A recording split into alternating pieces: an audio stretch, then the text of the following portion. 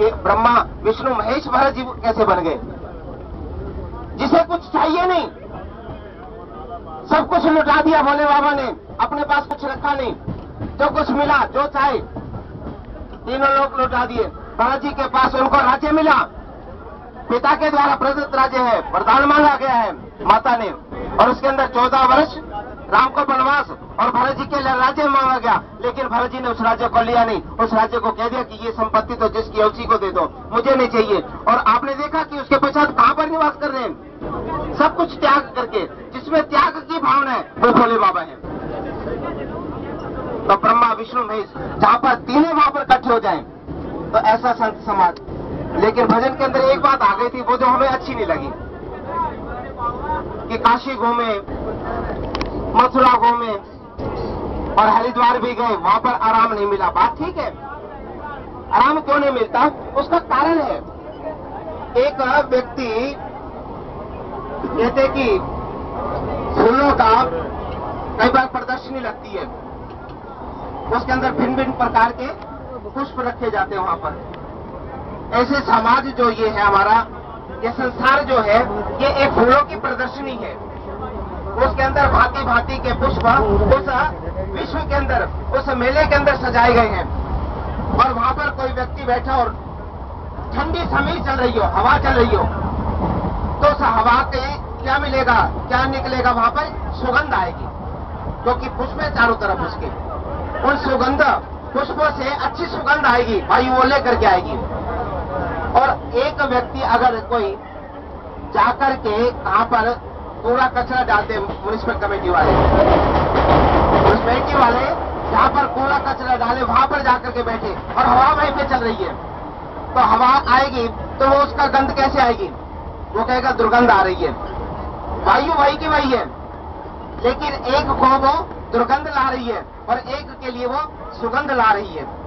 कारण क्या, कि जैसा एक बैठा है पुष्पों के अंदर और एक बैठा है कूड़े के ढेर में, कि जैसा विचार उसके मन में आया, जैसे भाव है वहां पर, अगर कूड़े की गंदगी हमारे भीतर भरी है तो हमें वहां से दुर्गंध मिलेगी, और अगर पुष्प वहां पर रखे हैं तो हमें वहां पर सुगंध मिलेगी। कोई तो काशी मथुरा के अंदर भगवान की कृपा बरसती है किसी के ऊपर।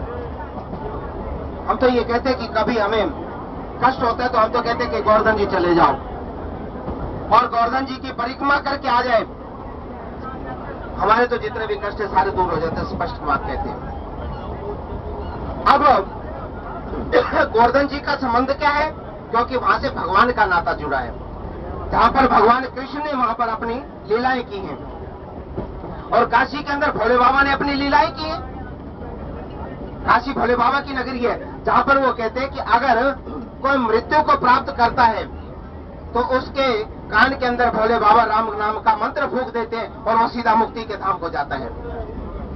संत क्या करते हैं, संत भी आपको मुक्त करते हैं, संत भी मुक्त करते हैं। अगर उनके वचन सुनेंगे, उनसे प्रवचन सत्संगत से होगा क्या, किस लिए सत्संगति चाहिए हमें, सत्संगति इसलिए चाहिए कि हम मुक्त हो जाएं।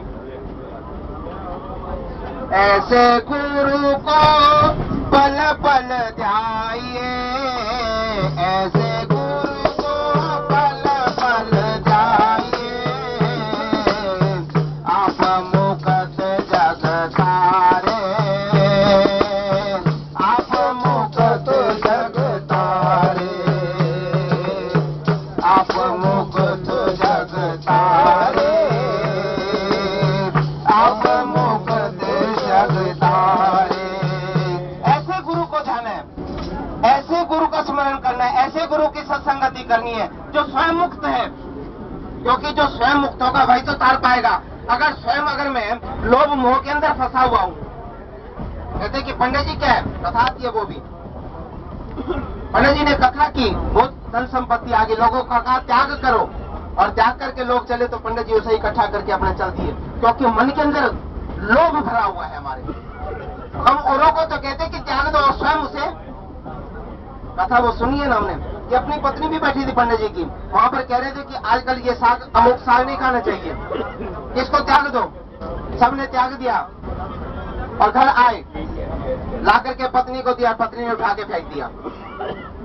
कहने लगे भगवान ये क्या कर दिया तुमने, मैं तो इतना बड़ा धन संजो करके लाया था, आपके लिए करके। कहने लगे आप ही तो कथा के कह रहे थे कि ये नहीं खाना चाहिए, इसे त्याग देना चाहिए। कहने लगे ये औरों के लिए थे, अपने लिए नहीं थी, ये औरों के लिए था, अपने लिए नहीं था। दोनों तो किए किराए पे पानी फेर दिया सारा। मन के अंदर लोभ की प्रवृत्ति थी, जिसके अपने मन के अंदर लोभ की प्रवृत्ति है वो दूसरे का नहीं तार सकता, उसे मुक्त नहीं कर सकता। इसलिए मुक्त भाई कर पाएगा जो स्वयं मुक्त है। तो ऐसे गुरु का ये गुरबाणी है, उसकी ये पंक्ति थी जो मैंने आपके समक्ष सुनाई। गुरबाणी के अंदर आपको ये पंक्ति मिलेगी, क्योंकि उसके अंदर गुरबाणी के अंदर और कुछ नहीं है।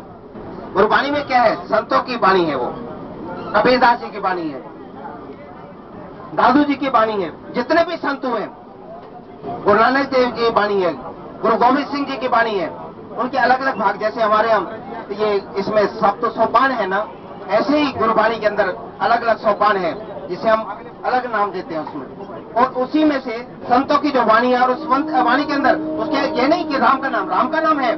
मैंने उस दिन भी कहा कि रमैया, क्योंकि आजकल एक शौक हुआ कि गुरबाणी को पढ़ना है, हमने उसको जानना है।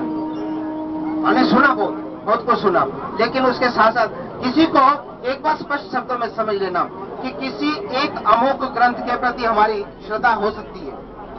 रामचरितमानस से हमारी, मैं तो ये कहता हूं कि अगर जीवन के अंदर आपको किसी भी समस्या का समाधान करना हो तो रामचरितमानस को उठाओ और उसे पढ़ लो। उसके अंदर आज की भी समस्या, चाहे आज से 500 वर्ष पुरानी को उन्होंने लिखी हो, तुलसीदास जी ने या वाल्मीकि जी ने उसे पूर्व लिख दिया हो, राम जी के आने से भी रामायण है, रामचरितमानस है। लेकिन अगर आज की भी कोई समस्या है, लेकिन देखने की दृष्टि चाहिए हमें। जब तक दृष्टि नहीं होगी, भगवान कृष्ण ने क्या किया, अर्जुन को कहा कि अर्जुन जब उसके अंदर आ गया, शोक के अंदर, कहने लगा कि मैं तो कुछ कर ही नहीं सकता। पहले तो खुद कहा, क्या कहा कि मुझे जोर से क्या करो कि जो युद्ध का मैदान है ना, दोनों सेनाओं के मध्य में ले जा करके मेरे रथ को खड़ा कर दो, ताकि मैं वहां पर देखूं तो सही मुझे लड़ना किसके से। भगवान ने कहा ठीक है, भगवान आपकी इच्छा को पूर्ण करने वाले, आप जो मांगोगे देने को तैयार है। अर्जुन ने कहा ठीक है मैं ले चलता हूं। ले गए और ले जाने के पश्चात भी हुआ क्या, वहां पर जाकर के देखा, चारों तरफ दृष्टि दौड़ाई तो वहां पर कौन खड़े हैं, गुरुजन खड़े हैं, जिनसे हमने शिक्षा ग्रहण की, इनको मारो। अरे जिनसे शिक्षा ग्रहण की उन्हीं को मारना। कहने के ना इसे नहीं मार सकता। कहने कौन खड़े हैं, पितामह खड़े हैं, जिनका वंशज हूं मैं, जिन्होंने इस देह को दिया, उन्हीं को मारूं। नहीं अपने बस का नहीं है। और कौन है, भाई बंधु है, जिनके लिए राज्य बांट अगर चाहिए तो किसके लिए, कि अपने सगे संबंधी उसके ऊपर ऐशाराम करें, इनको मारूं। कहने लगे कि ये नहीं मार सकता। अब ऐसे नहीं तो और कोई है ही नहीं दूसरा, या तो चाचा ताऊ है, या मामा है, या साले है। आजकल के संबंध में तो ये कहते हैं ना कि साले का रिश्ता बहुत बड़ा प्रिय लगता है, साले से बढ़कर के और कोई दिखाई नहीं देता। उन्होंने भी कहा कि साले इसके आगे जोर सा वो नहीं। हालांकि वहां पर भी जीजा साला बैठे थे उस युद्ध के उस रथ के अंदर भी। भगवान कृष्ण और उनका आपस में कई संबंध है।